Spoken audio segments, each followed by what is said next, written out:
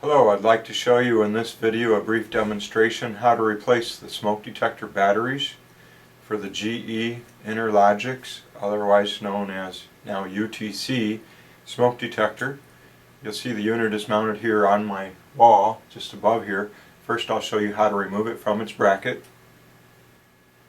Okay, you will find in most installations these devices are mounted on a ceiling. However, it can be mounted on a wall if it's appropriate length away from the ceiling actually. First off, to remove it from its bracket, turn it counterclockwise. Grab it, that means top to the left. Turn it counterclockwise just a small amount and lift it outwards.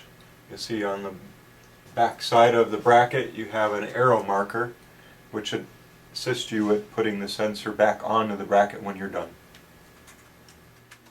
Now that we have the unit off the ceiling and I'm down in a safe location, I'm sitting here at my desk, the things I need to actually replace the batteries are of course a new set of batteries, and what we recommend with a certain model, which you'll see on the bottom of the battery cover door or right below on the bottom label, it's the model number of the device.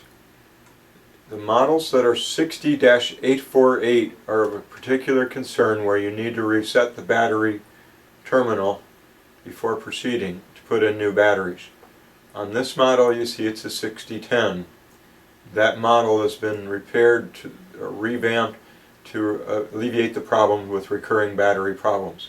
So that's not necessary. But what I'm going to show you is the 60-848 model, how to reset the smoke battery power and insert new batteries. First off, the battery door is right here, has a small arrow marker showing you which way to slide the door. You see I'm just kind of pushing with my thumbs.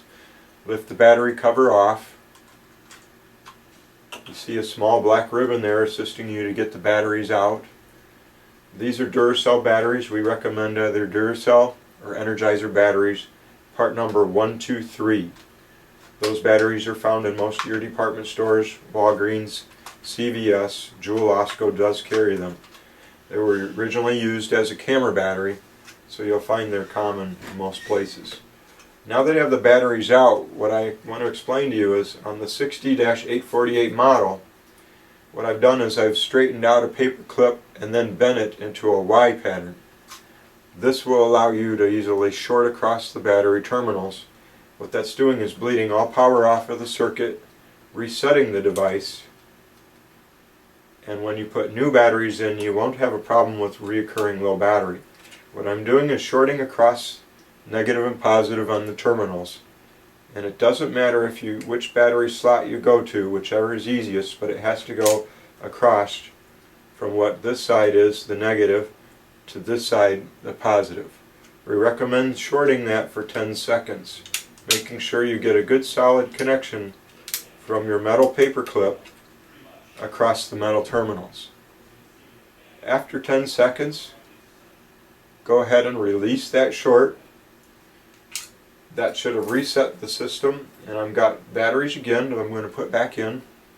Place in one at a time. Batteries can't easily be put in the wrong direction. You'd have to really force them in hard, and that would be difficult. Flip your little black ribbon back down. Some models don't have that, but it's a great convenience. And then put your battery door back on just like that. And then you're ready to go ahead and reinstall it back on the ceiling.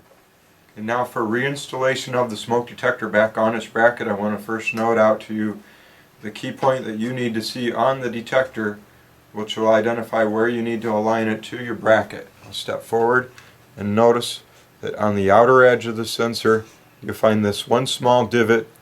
That is the marker point that you want to align with the arrow on the smoke detector's bracket. You'll see the smoke sensor bracket at a close-up view. You do see right up here, it's actually a small cutout in the plastic bracket, is an arrow marker. That's where you need to align that divot on the smoke detector. One thing people often will mistake for is the arrow marker on the battery terminal, or battery holder, I'm sorry. And you definitely want to make sure you use this marker as a point. So you can see right here is that marker, that arrow. Hold it up there just in that same place. You don't need to push hard. You'll find it locates right down in a certain spot, and it slides down on. Now that I've got it on there, I turn it clockwise, just a very small amount, and it's locked into place. So at that point you're done.